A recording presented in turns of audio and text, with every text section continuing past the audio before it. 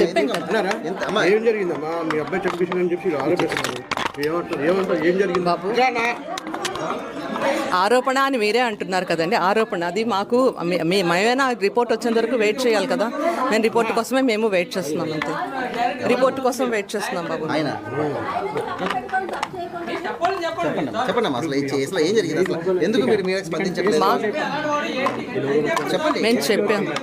మేము చెప్పాల్సింది చెప్పామండి. రిపోర్ట్ కోసం వెయిట్ చేస్తున్నాం. అది మీ రిపోర్ట్ కదమ్మా, అసలు ఆ రోజు ఏం జరిగింది, అసలు మీరు ఎందుకు స్పందించట్లేదు? ఎక్కడికి పారిపోయాడని అడుగుతున్నారు కదా మా తల్లిదండ్రులు, అడుగుతున్నారు సమాధానం. పారిపోలేదండి, అడ్వకేట్ అడ్వైస్తో వెళ్తున్నాడు వాడు. అడ్వకేట్తో సహా వెళ్తున్నాడు. అడ్వకేట్ ఏం చెప్పారో మాకు తెలియదు. అడ్వకేట్తో సహా ఇక్కడ ఎలా ఉంటారండి? అక్కడ పిలిచినప్పుడు ఇక్కడ ఎలా ఉంటాడండి? అక్కడ వెళ్తున్నాడు, అటే వెళ్తున్నాడు. అటే వెళ్ళాడు.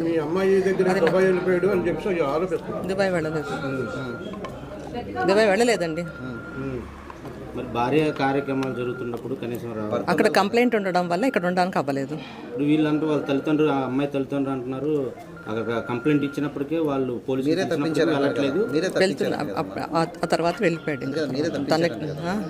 మేము ఎలా తప్పిస్తామండి? మేము తప్పించడం. తను వెళ్ళాలి కాబట్టి వెళ్తున్నాడు. అటే కదా వెళ్తున్నాడు. అడ్వకేట్తో మాట్లాడుకోవాలా? చూడండి, తన మీద మర్డర్ కేసు వేశారు. ఒకసారి అడ్వకేట్ని కలవాలి కదా. తను చెయ్యనప్పుడు అడ్వకేట్ని కలవాలా? అవసరం లేదు. అలా కలవకూడదండి. తప్పేమైనా ఉందా అడ్వకేట్ని కలవడంలో? అడ్వకేట్ని కలిసి ఇప్పుడు తను మర్డర్ చెయ్యనప్పుడు అడ్వకేట్ని కలవడంలో తప్పు ఉందా? అందుకని వెళ్ళాడు. అడ్వకేట్ చెప్పినట్టు చేస్తున్నాడు, వెళ్తున్నాడు. అవునా? మరి కనీసం మీకన్నా సమాచారం ఇవ్వాలి కదా తల్లిదండ్రులకి. మాకు కాంటాక్ట్లో ఉండొద్దని చెప్పాం, వద్దని చెప్పాం. వాళ్ళ ఫాదర్ చేస్తున్నారు. మేమిద్దరం బతుకున్నాం కాబట్టి తనకి ఇది చేసే హక్కు లేదు. నేను కానీ మా ఆయన కానీ పోతేనే వాడికి అది చెయ్యగలడు.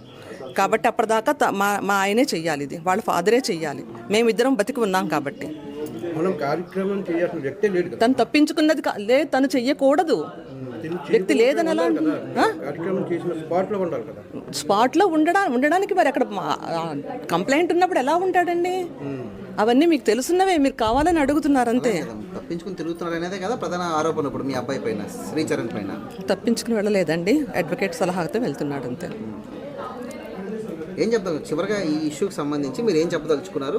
ఇప్పుడు రాధా గాయత్రికి ఎలాంటి న్యాయం చేద్దాం అనుకున్నారు ఆ కుటుంబానికి మీరు? మా అబ్బాయి నిజంగా తప్పు చేస్తే మేము కూడా ఒప్పుకోమండి. రాధా గాయత్రి మాకు కూడా కోడలు, మా ఇంటి కోడలు. మాకు కావాలి అమ్మాయి. ఇద్దరు ఎంతో బంగారం లాంటి పిల్లలు ఇద్దరును.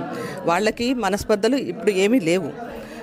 వాళ్ళు చాలా సంతోషంగా వెళ్ళారు, హనీమూన్ చేసుకుందుకు వెళ్ళారు, హ్యాపీగా వెళ్ళారు. అక్కడ నుంచి కూడా హ్యాపీగా ఫోన్ చేశారు. మేము చేరేమో అవన్నీ చేసినవి అవన్నీ కూడా చెప్పారు. తర్వాత ఇలా ముస్సోరి వెళ్తున్నామని కూడా చెప్పారు.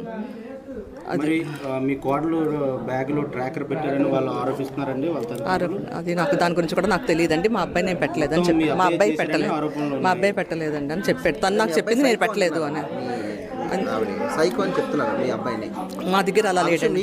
మా దగ్గర అలా లేదండి. మా దగ్గర అలా లేదండి.